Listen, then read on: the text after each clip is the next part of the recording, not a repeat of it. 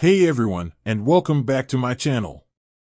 Today, we're diving into the world of financial management for businesses, specifically a platform called mamopay. Now, you might be wondering, is mamopay the knight in shining armor my business needs, or will it leave a dent in my wallet?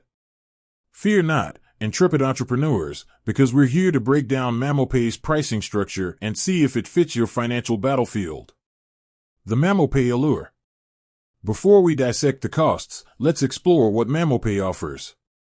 They position themselves as an all-in-one financial operating system for businesses.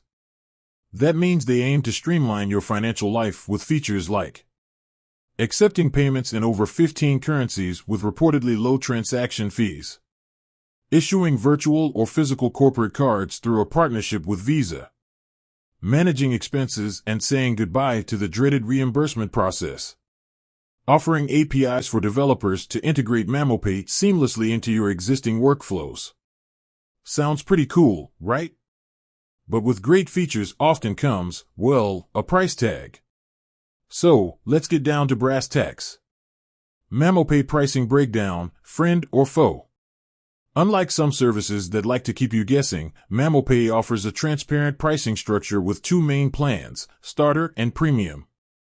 Starter plan. This plan is geared towards freelancers and startups just dipping their toes into the online payment world. Here's the catch. You'll pay a per transaction fee of 2.9% plus 1 AED, the Emirati dirham, their base currency. This can be a good option if you have a low transaction volume, but for businesses with frequent sales, it could add up quickly. Premium plan. This plan throws a monthly subscription fee of 149 AED into the mix. Now, hold on before you hit that back button. The advantage here is that the per transaction fee drops to a flat 1.2%. So, if you have a higher volume of transactions, this plan could save you money in the long run. But wait, there's more. Now, before you make a decision based solely on those two plans, there are a few other things to consider.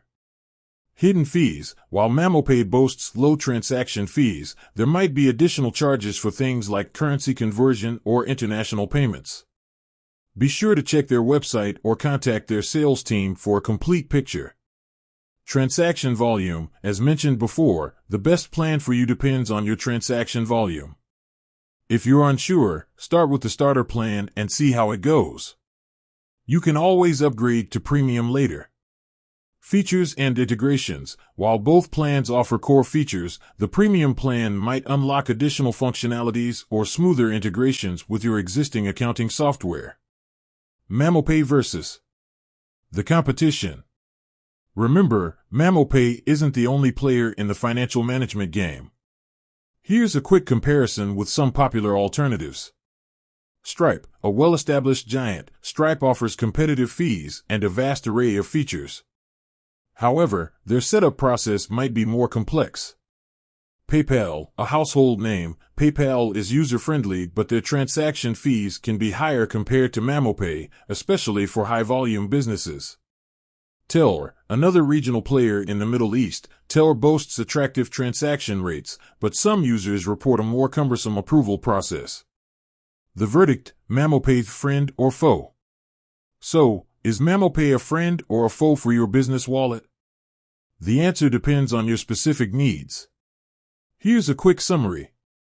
Ideal for freelancers, startups, and businesses with low transaction volume who prioritize user-friendliness and low monthly fees.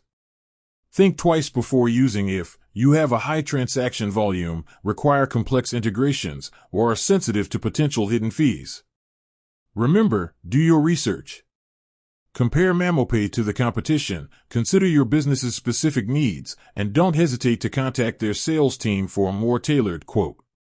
With that said, thanks for watching. Until next time, happy managing your business finances.